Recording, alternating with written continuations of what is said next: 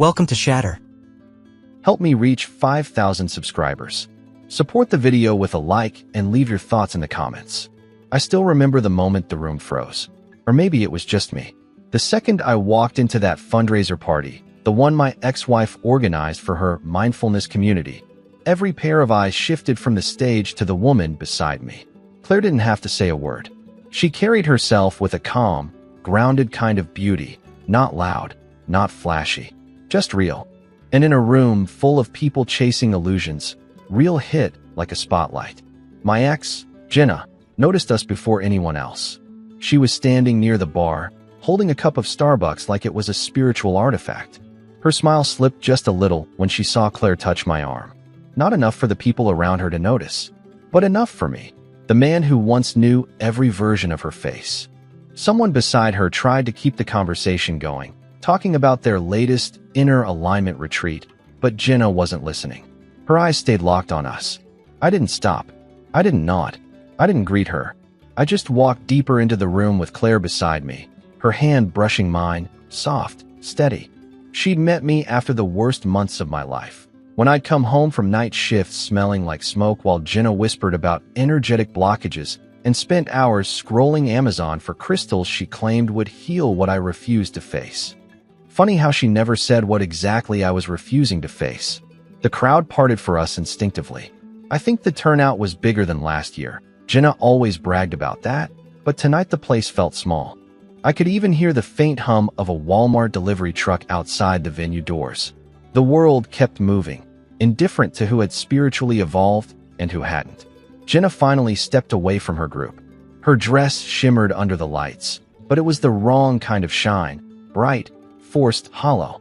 I heard one of her followers whisper that I'd leveled up, and the phrase almost made me laugh. They used words like these for people who posted inspirational quotes, but never faced a real fire. Claire leaned in slightly. "You okay?" she asked, her voice low.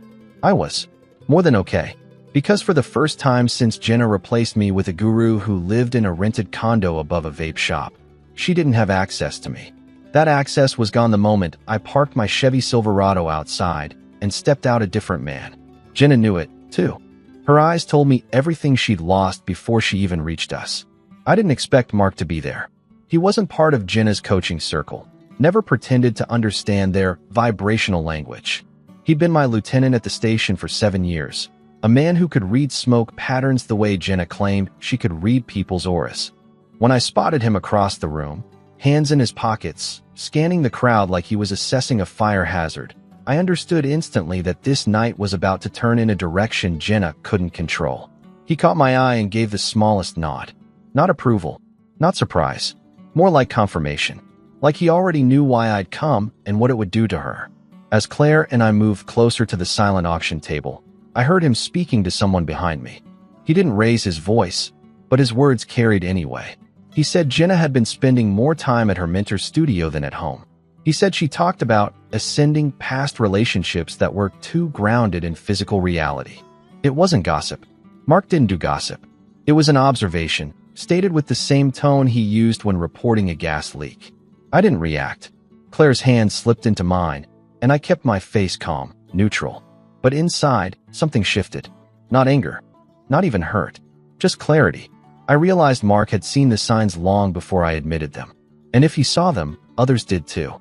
Jenna's betrayal wasn't loud or physical, but it was unmistakable. She'd given another man the position she once swore belonged only to me, the center of her belief system. Behind me, someone mentioned they'd seen her mentor's new grounding rituals advertised on Amazon. Another person said they caught Jenna at Target last week buying supplies for an upcoming rebirth seminar. Their words weren't judgmental, just matter of fact. That was the difference. No one was shocked.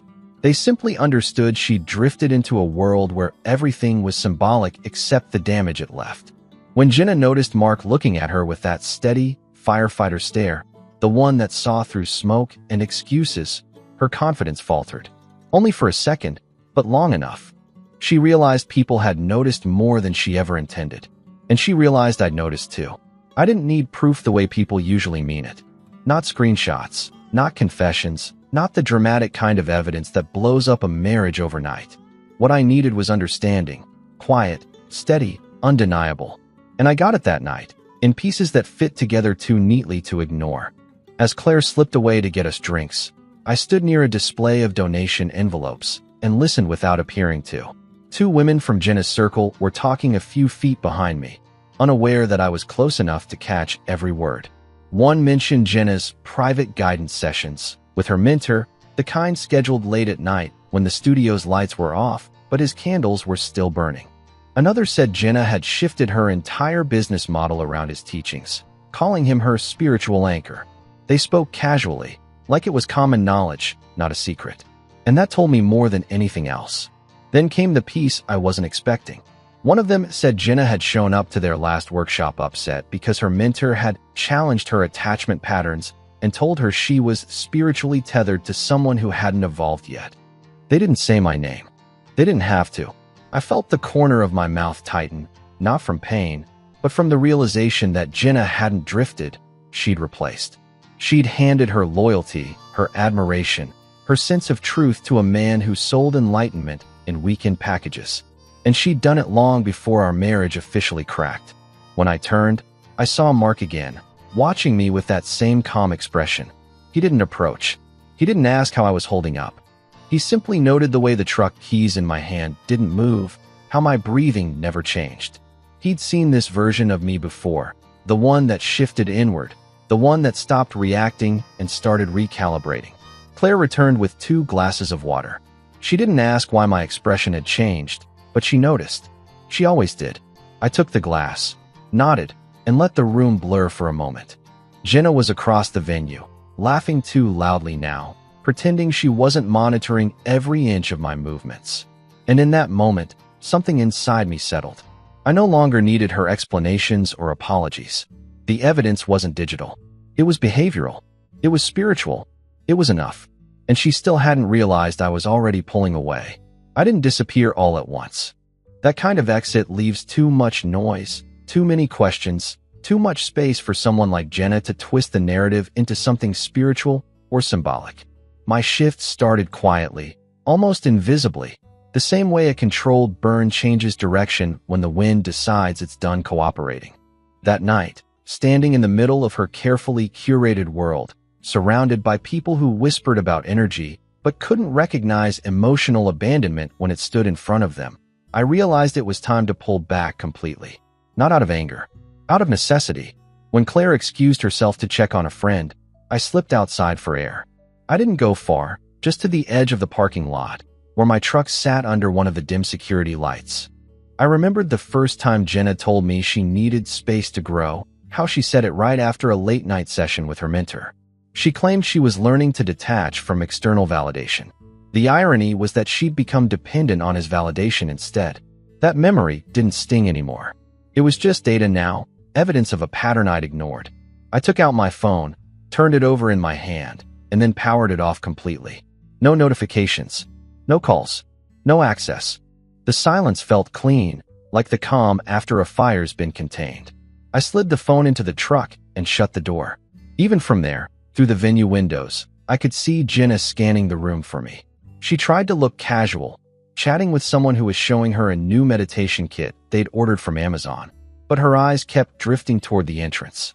She'd always been good at pretending she was above panic, but she wasn't above losing control. When I stepped back inside, I didn't return to her line of sight. I moved through the back hallway, past volunteers organizing supplies from Target for the raffle tables, and let myself blend into the quiet edges of the event. No one stopped me. No one questioned me. Not even Mark.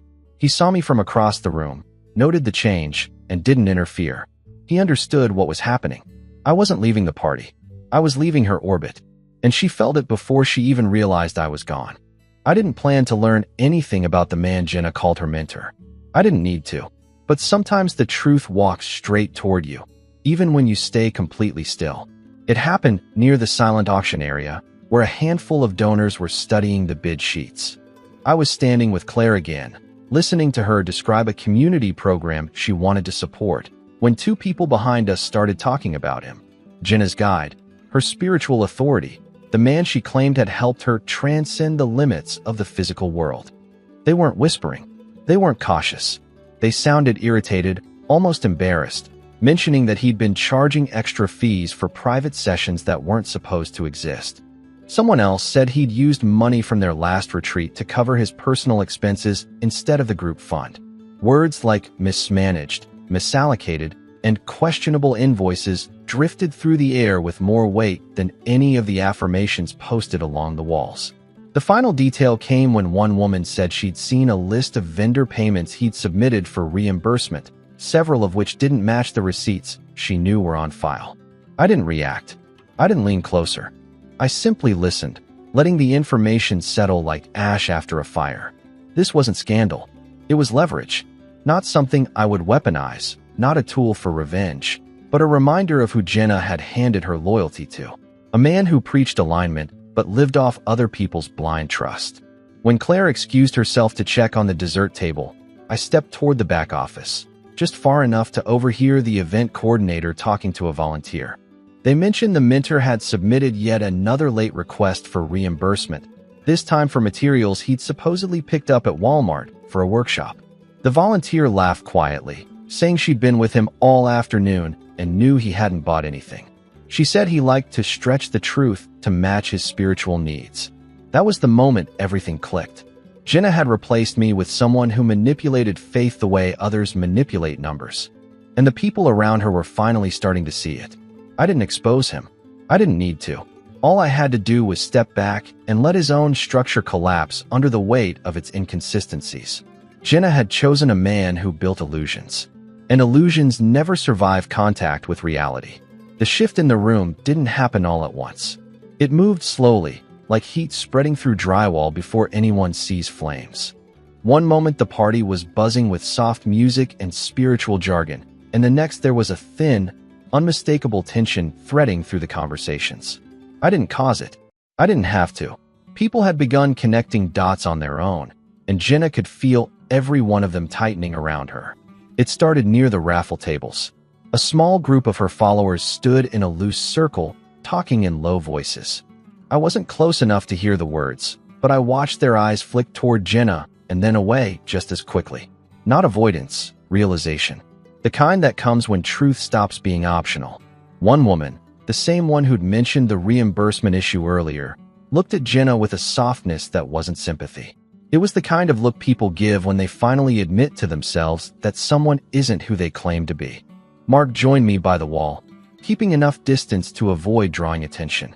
He didn't say a word, but his presence was grounding, the same way it always was at a fire scene. He noticed the way people were slowly shifting away from Jenna, how the ones who used to orbit her now kept conversations short, tight, uncomfortable. Someone mentioned the mentor again, saying his teachings seemed to mirror whatever he'd most recently read online. Another person said they saw inconsistencies in his financial reports, the same ones tied to those questionable Walmart purchases. No accusation, just quiet acknowledgement. When Jenna approached a group near the stage, the entire circle fell silent. Not out of respect, out of scrutiny. One of them finally spoke, asking if she'd known about the discrepancies in the retreat budget. She tried to laugh it off, claiming everything was intentional, part of a larger energetic realignment. But her voice had that brittle edge she couldn't hide from me. Someone else stepped forward, a man I recognized from previous events, and said he'd noticed her mentor preaching detachment while demanding absolute loyalty. Then he said the words that cut through the entire room. "You really thought no one would notice?" Jenna froze. She'd spent years trying to ascend above reality. But reality had finally caught up. Jenna didn't crumble right away. She tried to hold the room with that same polished confidence she'd practiced during her live streams, the ones where she talked about inner power while reading from notes she'd printed off Amazon. But confidence doesn't survive isolation, and isolation was spreading around her like a slow, cold fog. I watched it from the edge of the room, not hiding, not participating, just observing the way she kept turning her head as if the crowd might shift back toward her if she found the right angle. They didn't. Claire stayed beside me, her presence steady and warm, but never intrusive. She didn't ask how I felt or what happened between Jenna and me. She simply stood with me the way people do when they know you've already said everything you needed to through action. The music softened toward the end of the playlist, and in that dimmer atmosphere, Jenna seemed smaller, like the lights had pulled their attention from her just as the people had. A few of her closest clients approached her, asked quiet questions, then drifted away without waiting for real answers. They weren't angry. They were disappointed. Mark walked past me, paused for half a second, and nodded toward where Jenna stood by herself. He didn't smirk or show pity. He just acknowledged the moment, the first time she'd been truly alone in a place she used to command. I stepped a little to the side, giving him room, letting him take a call from the station without drawing attention. Even then, Jenna kept glancing my way, like she was trying to sense the version of me she used to know and couldn't find him anywhere in the room. A volunteer carrying a box of Target supplies brushed past her without noticing. Someone else moved a stack of chairs and didn't pause to ask if Jenna needed anything. Her influence, once effortless, had evaporated. And in that sudden quiet, she finally understood what she'd lost. Not me specifically, not yet, but the stability she'd built her identity on. I wasn't angry anymore. I wasn't even hurt. I was simply unreachable. I'd stopped being the man who absorbed her chaos. And she realized she had no bridge left to cross back to me. Jenna waited until the crowd thinned out, until the hum of conversation dissolved into soft echoes against the walls.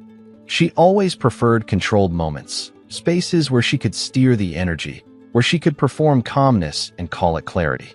But tonight she was operating without an audience, and the absence of witnesses made her movements smaller, tighter.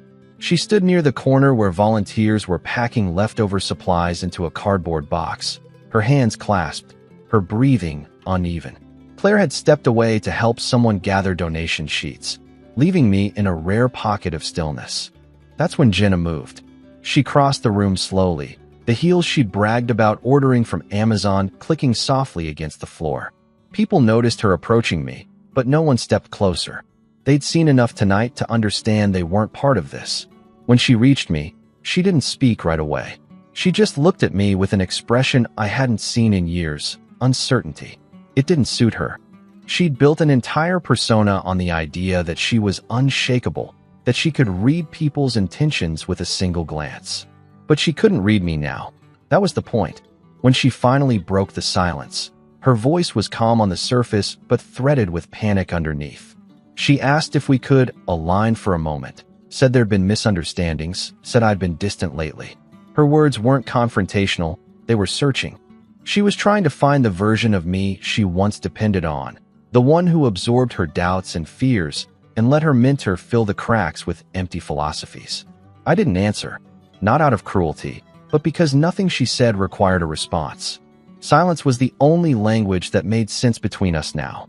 She shifted, trying again, saying she didn't expect to see me with someone like Claire, someone who looked grounded enough to make her own certainty feel counterfeit. She didn't accuse me. She didn't apologize. She hovered in the space between. A volunteer walked past carrying a Target bag, and Jenna flinched slightly at being interrupted. For the first time, she wasn't the center of anything. I watched her, steady and silent, and she finally understood the truth. I was no longer part of her narrative. I had stepped out, and there was no version of me she could summon back. Jenna didn't break in a single moment. It happened in layers, each one slipping away as the night wound down and reality pressed in. By the time most of the guests had left, her confidence had thinned to something fragile. She lingered near the folding tables while volunteers packed decorations, her posture too still, her eyes drifting toward the doorway as if hoping someone, anyone, would offer her the validation she used to receive without effort. No one did. Even the most devoted members of her circle avoided her gaze, pretending to focus on stacking chairs or sorting leftover flyers. The mentor she'd built her identity around wasn't there, and the people who had once echoed her teachings now kept polite distance. Claire returned to my side, brushing dust from her hands after helping with the cleanup. She didn't touch me, didn't lean in, didn't claim space. She didn't have to. Her presence alone grounded me the way real things do, quiet, steady, uncomplicated. And Jenna saw it. I could feel her watching from across the room, torn between anger and desperation. The contrast between them, between the woman who preached transformation and the woman who lived it, hung in the air like smoke after a burn. Mark finished a call near the exit, his face unreadable, then glanced at Jenna. He nodded once to himself, The way firefighters do when a scene is officially under control and the damage assessment begins.